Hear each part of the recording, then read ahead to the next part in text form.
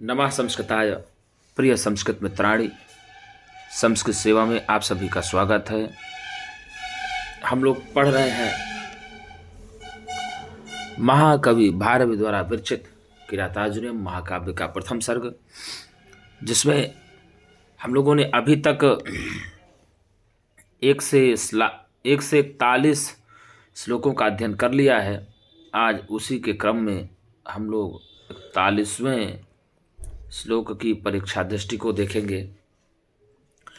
परीक्षा दृष्टि में जो भी प्रश्न दिए हुए हैं हम लोग उन प्रश्नों को सॉल्व करेंगे, और उन प्रश्नों को सॉल्व करने के साथ साथ और क्या प्रश्न बन सकते हैं संभावित इस श्लोक से, उन प्रश्नों को भी हम लोग यहाँ पर रखने का प्रयत्न करेंगे।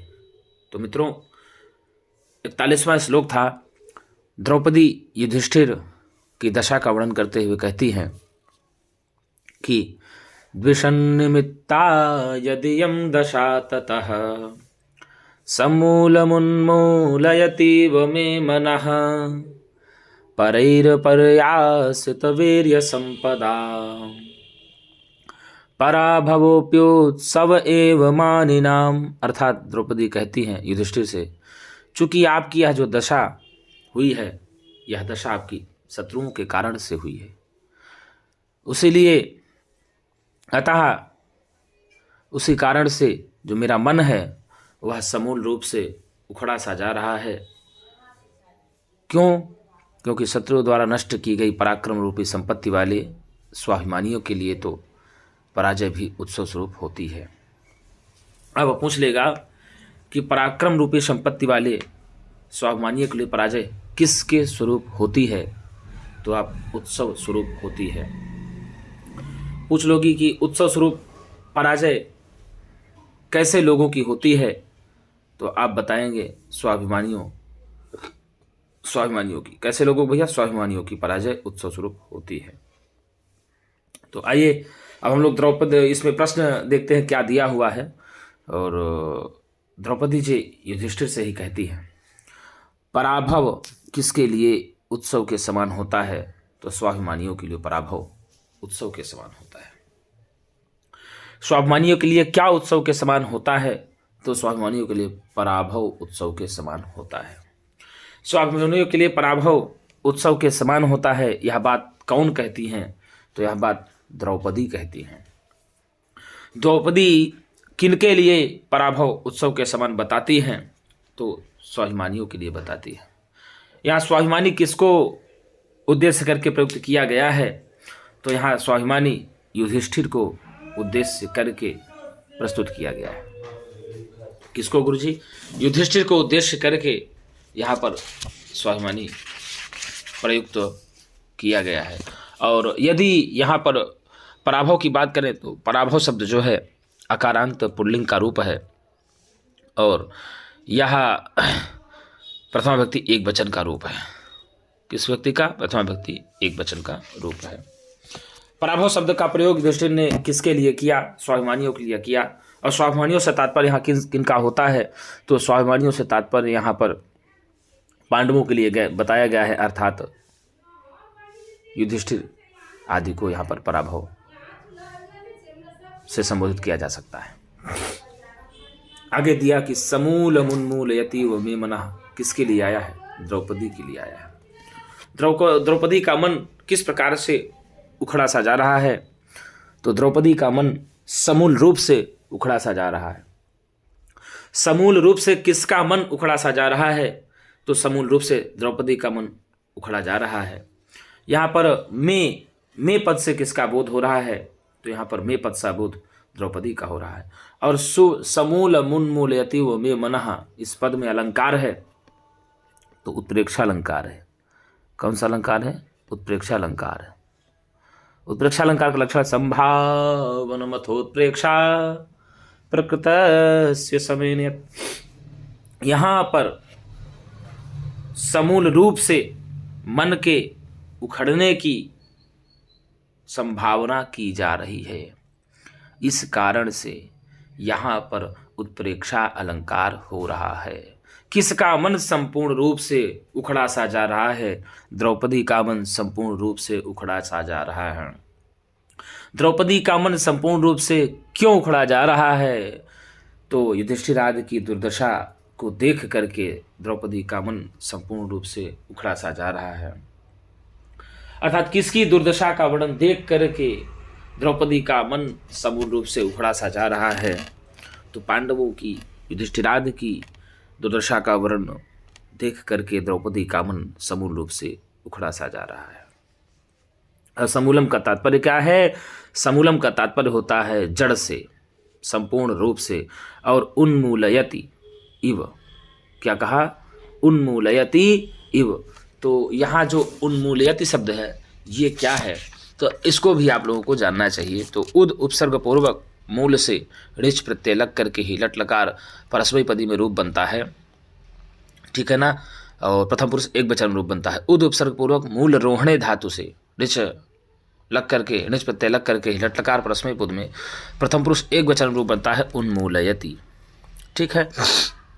रूप चलता है उन्मूलयति, उन्मूलयतः, उन्मूलयन्ति, उन्मूलयसि, उन्मूलयथः, उन्मूलयथ, उन्मूलयामि, उन्मूलयावः, उन्मूलयामः, ऐसे करके रूप चलता है गुरुजी।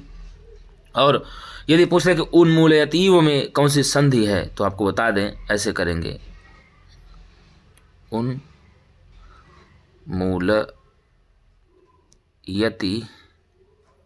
धन इव। तो भाई साहब ई और ई बराबर ई हो जाएगा, अकाश वर्ण दीर्घा सूत्र से दीर्घ संधि हो जाएगी। उन्मूलयति में कौन संधि हो जाएगी? दीर्घ संधि हो जाएगी, ठीक। तो उन्मूलयति में दीर्घ संधि हो जाएगी। अब आगे देखते हैं क्या दिया। आगे दिया कि पराभवोप्युत्सव एवं मानिनाम, इस पंक्ति में अलंकार है, इस पंक्ति में अलंकार है।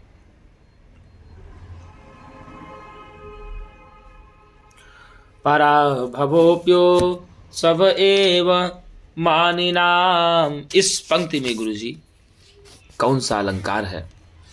तो अर्थांतरन्यास अलंकार है। कौन सा अलंकार है? अर्थांतरन्यास अलंकार है। कल ही हम लोगों ने बताया था आपको कि अर्थांतरन्यास का लक्षण क्या है। सामान्यम वा विशेषो वा तदन्येन समर्थ्यते, यत्तु सोऽर्थांतरन्यासः साधर्मेणेतरेण वा। अर्थात कहने का मतलब यह है कि सामान्य का विशेष कथन के द्वारा अथवा विशेष का सामान्य कथन के द्वारा जो समर्थन किया जाता है, वहीं पर अर्थांतरन्यास साधर्म और वैधर्म के भेद से दो प्रकार से होता है। अब गुरुजी पराभवः प्युत्सव एवं मानिनाम और परैर पर्यासित वीर संपदाम, इन दोनों पदों में अर्थांतरन्यास अलंकार घटित होता है। तो मानिनाम पराभवः उत्सवः अपि एव, जो माननीयों का पराभव है वह उत्सव के स्वरूप होता है। क्या होता है गुरुजी? उत्सव के स्वरूप होता है। तो आप समझ लीजिए। तो यहाँ पर आपको बता दें, युधिष्ठिर की दुर्दशा और दुर्भाग्य जन्य ना होकर शत्रुजन्य है। किसे है?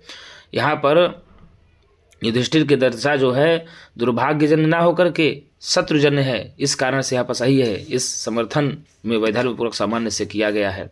परैर पर्यासित वीर संपदा में और पराभव उत्सव मानना में, इस कारण से यहाँ पर भैया अर्थांतरन्यास अलंकार घटित होता है। कल हमने बताया था।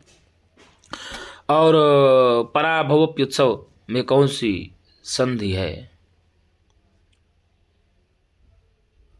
तो पराभवोपि धन उत्सवः, तो यण संधि हो जाएगी। कौन संधि?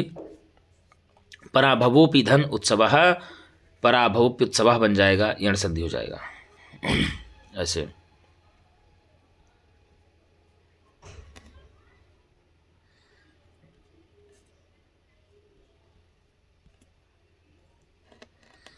धन उत्सवः,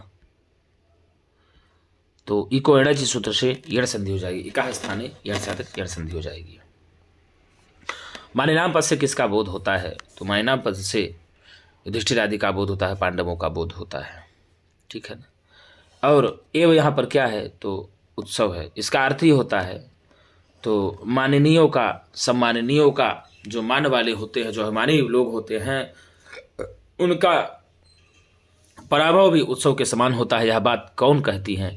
द्रौपदी कहती हैं। और पराभवोप्युत्सव एवं मानिनाम, यह पंक्ति का संबंध किस महाकाव्य से है? तो भैया किरातार्जुन महाकाव्य से है। किस महाकाव्य से है? किरातार्जुन महाकाव्य से है।